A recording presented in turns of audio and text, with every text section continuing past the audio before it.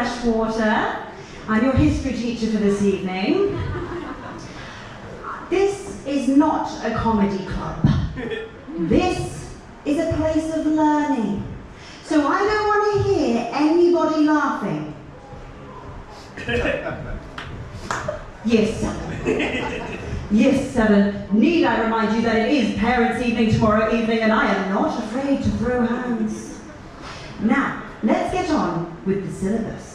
On today's syllabus, we have the history of stand-up comedy. Now, stand-up comedy was invented in Great Britain, which makes complete sense when you think about it.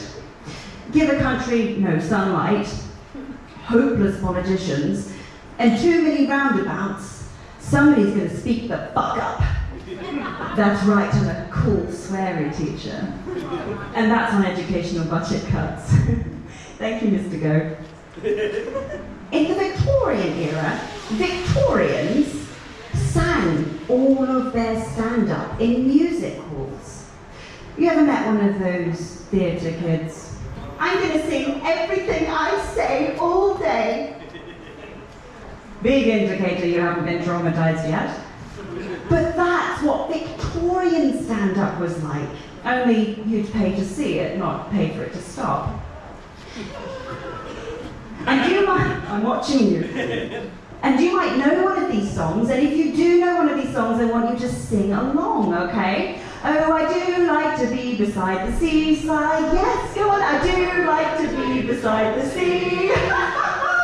Classic comedy. I want to send the man who wrote that to Ibiza. Show him some sea, some sun, some women past the ankle. He'd be begging for that place to be colonised.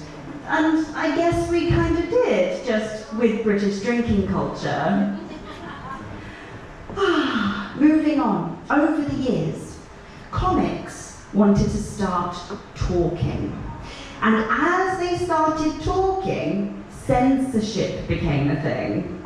You couldn't say the words hell, or damn, or whatever I call you behind your backs on Parents' Evening. Year 7, I would never call you guys cunts. Twats, but not cunts. I am a respectable teacher. I draw the line at cunt.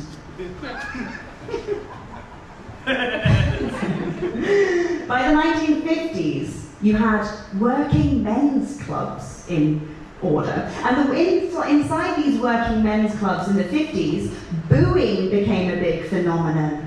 It was a cultural thing. And this is an interactive class, so after my countdown, I want you to boo me as loud as you can, okay? 3, 2, 1.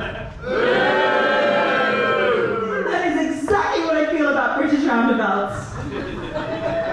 Oh, thank you, Year 7. That was so lovely. That felt like I was in the 1950s for just a second there. All I need to do is breathe in some asbestos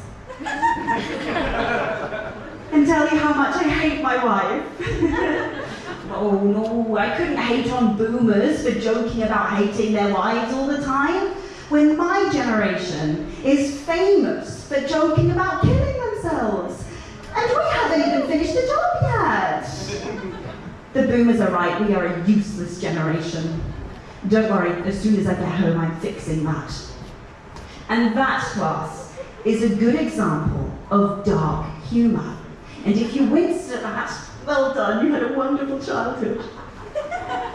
But for some of us on the front line of life, we are battling, and the only thing we have left is dark comedy. We are hanging on a single thread that is dark comedy. You snip that thread, there are no 9/11 jokes. I know, double blow. We're going to move on to the 80s for our last part now. In the 1980s, Rick Mail started performing. And nobody has ever dared step on stage since. Rick Mail performed as an angry poet. He was angry at the government. He was angry at Thatcher's Britain. And I am here today because I am angry, yes, at roundabouts, but And do you know what? I fucking hate children. But do you know what? If that inspires you to learn Year 7, then I am doing a great job. So if you see me after class, I have bought some golden star stickers with me. You can always come up to me and I'll give you a golden star. And with that, class is dismissed. Thank you.